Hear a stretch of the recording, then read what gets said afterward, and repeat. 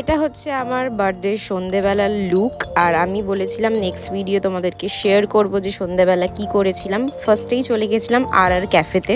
তারপর আর ক্যাফেতে যাওয়ার পর ওখানে গিয়ে ছোট্ট করে একটা সেলিব্রেশন করেছি। এখানে অন্য একজনেরও বার্থডে ছিল, তাই পুরো আর ক্যাফটাতে বেলুন দিয়ে সাজানো। এটা হচ্ছে আমার বার্থডের কেক, আর এই সুন্দর কেকটা গিফট করেছে আমাকে সৌরভ। ফার্স্টে কেকটা কেটে নিয়েছিলাম, তারপর কেকটা সবাইকে খাইয়ে তারপরে আমাদের আজকের ডিনার অর্ডার করেছিলাম। যেহেতু দুপুরে অনেক কিছু খেয়েছি তাই বেশি হেভি কিছু খাইনি। বসার টেবিলটা একটু ছোট হয়ে গেছিলো, তাই ভালো করে ভিডিওগুলো আসেনি। তাও যতটা সম্ভব ছোট ছোট ক্লিপ নেওয়ার চেষ্টা করেছি, আর এগুলোই তো স্মৃতি হিসেবে থেকে যাবে।